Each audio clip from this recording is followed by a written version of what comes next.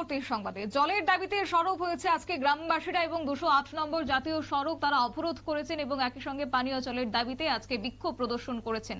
সেই সঙ্গে জানা গেছে যে এই অবরোধের ফলে কৈলাসহর ধর্মনগর সড়কে প্রচুর পরিমাণে গাড়ি আটকা পড়ে, নাজেহাল হয় পথচারীরা। কৈলাসহর মহকুমার গৌরনগর ব্লকের অধীন ভগবাননগর গ্রাম পঞ্চায়েতের 4 নম্বর ওয়ার্ড ডুলুছড়া এলাকায় এই ডুলুছড়া এলাকায় প্রায় 70 পরিবারের বসবাস। দীর্ঘদিন ধরে এলাকার পানীয় জলের সমস্যা রয়েছে এবং গ্রামে পানীয় জলের জন্য ডিপ টিউবওয়েল, রিং ওয়েল, পাকা কুয়ো কিছুই নেই। পানীয় জল ও স্বাস্থ্যবিধি দপ্তর থেকেও গাড়ি দিয়ে সবসময় পানীয় জল সরবরাহ করা হয় না, যার কারণে একটা ভোগান্তির শিকার হতে হয় গ্রামবাসীদের এবং মাঝে মাঝে গাড়ি দিয়ে পানীয় জল সরবরাহ করা হলেও তা প্রয়োজনের তুলনায় খুবই সামান্য। সপ্তাহে একবার, কখনো 15 দিনে একবার করে গ্রামে জল দেওয়া হয় বলে গ্রামবাসীরা অভিযোগ করেছেন। গ্রামবাসীরা পানীয় জলের স্থায়ী সমাধানের জন্য স্থানীয় পঞ্চায়েত কর্তৃপক্ষ সহ সংশ্লিষ্ট দপ্তরের আধিকারিকদের দফায় দফায় জানানোর পরও আজ পর্যন্ত কোনো ধরনের পদক্ষেপ নেওয়া হয়নি বলে জানিয়েছেন এবং সেই অবরোধে তারা আজকে সামিল হয়েছে। গোটা বিষয়কে কেন্দ্র করে অবরোধকারীদের কি বক্তব্য রয়েছে শুনুন। আমরা ওয়ার্ডের এখানে নাম হচ্ছে গিয়া ভবননগর ডলুছড়া 4 নম্বর ওয়ার্ড। আমরা দেখেন জলের এত সমস্যা, প্রতিদিন আমরা জলের লেগে খুব কষ্ট করতে হয়।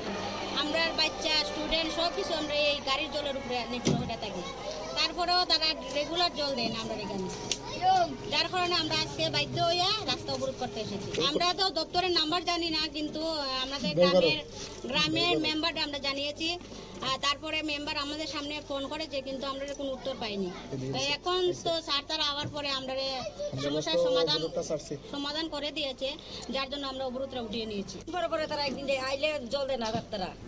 জায়গাটার নাম কি? ডলুছড়া ভগবাননগর। কত নম্বর ওয়ার্ড? 4 নম্বর ওয়ার্ড। মানে কে লাগি রাস্তা অবরোধ করছেন?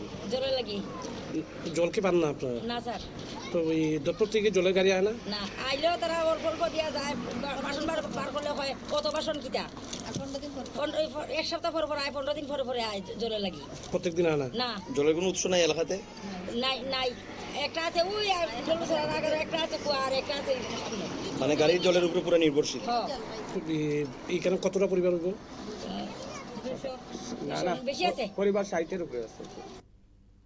আপনারা শুনলেন অবরোধকারীদের বক্তব্য এবং একই সঙ্গে গ্রামে কোনো জলের বিকল্প ব্যবস্থা নেই এবং একটি গ্রামে ছড়া রয়েছে, সেই ছড়ার নোংরা জল দিয়ে গ্রামবাসীরা স্নান করে থাকেন এবং বাধ্য হয়ে সেই ছড়ার নোংরা জলই পান করে থাকেন।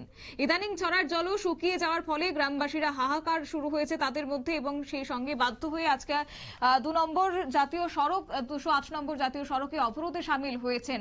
তবে দেখা যাক আজকে এই অবরোধের পর দপ্তরের পক্ষ থেকে কি ব্যবস্থা গ্রহণ করা হয় গ্রামবাসীদের স্থায়ী সমস্যা সমাধানে। নিয়ে নিচ্ছি ছোট্ট একটি বিজ্ঞাপন বিরতি, সঙ্গে থাকুন।